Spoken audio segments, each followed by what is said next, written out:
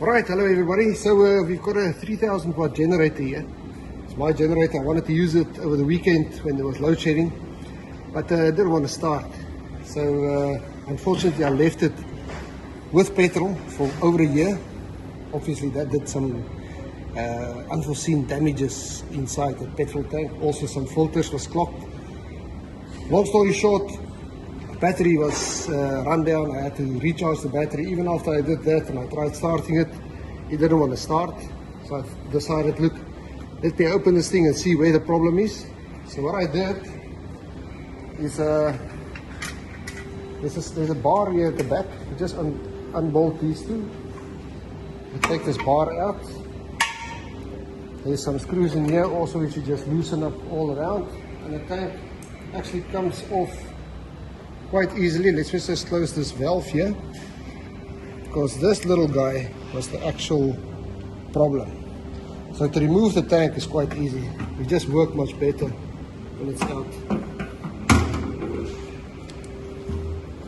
I removed this valve. It's quite easy to remove also. I'll just show you here quickly what I did. There's a small filter inside here.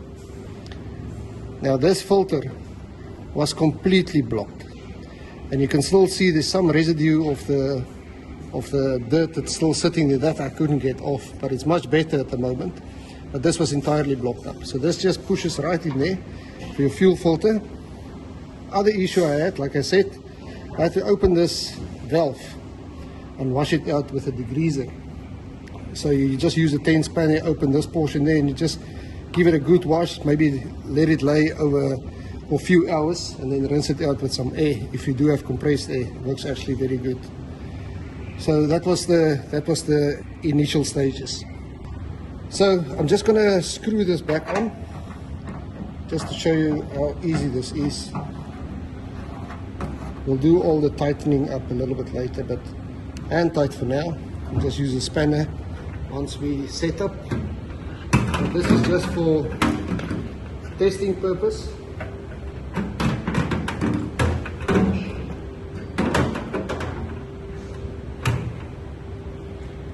Like I said, this bar, you just rest, just pushes in there, clicks in there, very easy. Like I said, I'm just going to hand tighten quickly,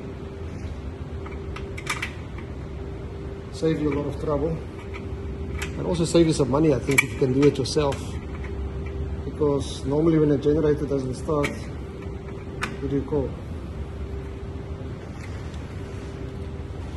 So yeah, this is very easy to do yourself.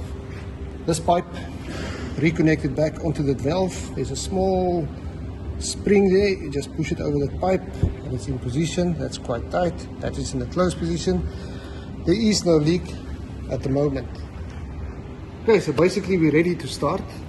Maybe just before we go there, you see this little box here? This is just the filter. I'm just going to open up and see if you can see there's two filters in there. I did clean them out. You take this whole box out and you just clean them. To hook it back is quite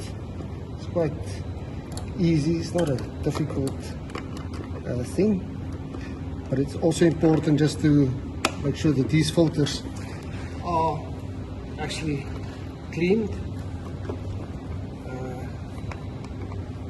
and in a good condition. So there we go. Before you start, obviously very important, open the valve so that the petrol can flow through. This is the choke. You see there's an off position, there's an on position. I leave it more or less halfway just to start up. You can see it there. And then let's test it. A big test.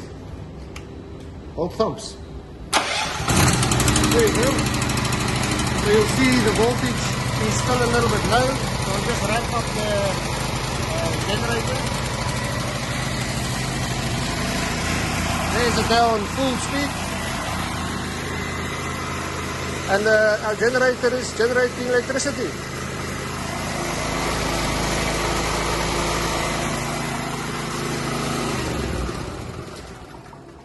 So with this, you'll see there's a switch, your circuit breaker. Obviously once you plugged your appliances in, you just switch that back on. And like I said earlier also, this can handle easily 10 amps. Don't try and run anything more than that. it might not carry those loads.